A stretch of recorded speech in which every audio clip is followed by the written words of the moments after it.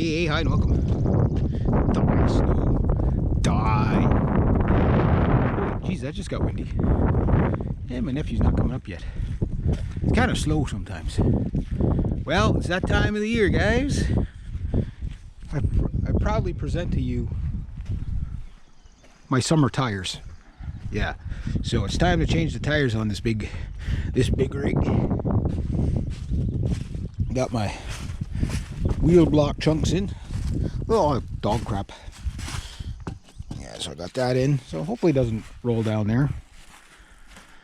Got my tires. A little trick I did last year. You don't know which direction. It always says on the tires your direction, but sometimes it's hard to find the arrow. But what I do is I just put a marker on them. This is that's the marker they give you now. Like, nobody's gonna know what the hell that means. Yeah, so this is the direction. Before I even take the tire off, I mark the direction that was pointing for the tread.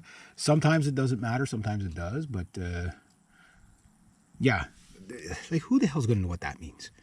You know what I mean? Like, who's gonna know what that means? Like, arrow, nice and simple. We've been using arrow for directional guidance for like thousands of years, and we go to that. What the hell are they thinking? What were they thinking? Yeah, so I'll have to put these on. These are Tubeless 285 70 R17. These are kind of big tires, 10 ply. Yeah, yeah, they're heavy tires anyway. Definitely not cheap tires. Only got maybe about, well, I'll say I get another season out of them. This tire's really good. That one's really good. Chances are these are probably the back tires, because nobody ever changes the back tires for some reason. Probably gonna get another season out of these guys, but I gotta get them off because they got studs on them. You don't have to change your winter tires. You have to put on winter tires in, I think, October by law, but you can drive around on winter tires all year round. However, when you have studs on them, they were supposed to be off like last month, but I think they extended it this year because like it's 22nd, 23rd of April. Now I'll just give you guys the idea. So where there's no, like, this kind of like when I was a kid, but when I was a kid, like, there'd be snow in the bush in June, like on the shady side of the hill like this. This is how much snow I still got left. Just to give you an idea, mind you, this is where we're plow all the snow, but you can still see poor Brutus is blocked in there. So yeah, got a bit of work for me to do today. It's a nice Saturday, so gonna get all that out of there. It's pop cans and scrap metal, lots of aluminum. All that's aluminum, so I'll have to sort all that out, get all that cleaned up so we can tear this down. It's either we tear it down or it's gonna fall down, right? So it's coming down either way. Got Buck, got the door open on that. Freddie in the background, the red truck, I got him open. I didn't open the boat in the trailer yet, and I didn't open Freddie yet, but Brutus yet. But Brutus has a whole bunch of metal in the back. I knew there was metal in the back. I didn't think there was that much. So yeah, maybe I'll be doing my first metal run next week. I'm gonna give it a, like, I could probably do it now, but see, the ground is still very soft, and I don't want to be driving in a scrap metal yard with soft ground because sharp things tend to come up. So yeah, so anyway, I'm gonna get to it, get the tires changed over, and maybe look at my exhaust. The ground's almost dry enough for me to put that thing under, because like when you lie on that, it squishes in the ground, the water comes up over it. So it's almost dry enough where I can start working underneath the vehicle and get the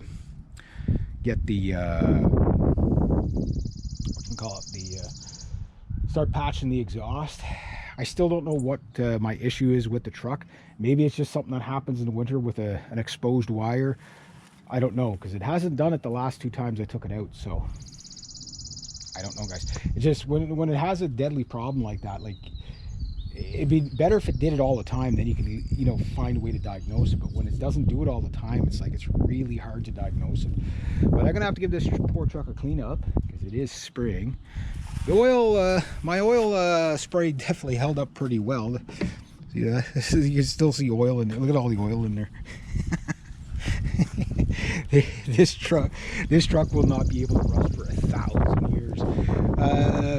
Like, if you got a truck or any vehicle that you're gonna have to put money into, you see, like, I'm sure whoever had this before me obviously could see where they painted here, and that cool fake hood scoop in there. You can see where they put that pink chrome on it. Just cleaned it up, you know. So I'm sure underneath there's a lot of rust. Right here, for some reason, all the Dodges rust right here. Right there on the door. I have no idea why. But you can see like my cab corners looking pretty good. Lots of oil in there. I'll clean it all on the outside here, but everything in there, I'm just going to... Like all in there is all oil. Oil. There's dirt in there too, but there's a lot of oil. So if I can get another 4 or 5 years out of this truck, that'd be awesome. But after I do my tires, my next thing is to take down the noisemaker. There's a noisemaker back here. Again, many of these young lads these days, you know, they go and, you know, buy like a, you know, $3,000 exhaust system. Like they get a Flowmaster on there or whatever. Sounds good. Guys, that's the cheap. That'll give you your Flowmaster sound right there. That's the Flowmaster right there. It is also a very big time cop magnet doing that though. So anyway, I'm gonna get these tires off, and everything's looking good in there. Frame's looking not too bad. You can see where it was gravel guarded at one point, but I want to re-oil all that, get everything all good and gunked with oil. Crossers are looking perfect. Oh yeah, this truck there, like I say, it is worth putting money into because the body's good on it, right? So yeah, so remember, this was a city truck. Now it's in the country, so if I don't take care of the oil sprays and stuff like that and stay on top of that, within about 3 years this thing will be rusted out. That's how, like, you get the average vehicle life, okay, before all the craziness going on in the world, we're not going to talk about that, but was approximately 11 years per vehicle. This vehicle is already 16 years old or whatever. It's a 2006. Brutus is 20. That's 21 years old over there. So once you get into that, like, you know, like for normal people, they might get that much out of their vehicle. Up here, you might get about half that before the truck is done. So a lot of people do like what I did is they look for a truck that's like in the city that, you know, barely gets worked, it's parked in the garage all the time, or at least parked on dry pavement. What gets us is even in the summertime, if there's still salt left on your truck, like every morning there's dew, like last night there was rain, so that means the dew goes up underneath the truck and it rusts that way. So rust never sleeps, right? Because rust is evil. So anyway, I'm gonna get cracking on this, get my tires off, get my tires on, tires off, tires off, tires off, tires off. And yeah, and while I'm at it, I'll check my brake calipers and all that stuff. And yeah, there we go. I guess I better get to it.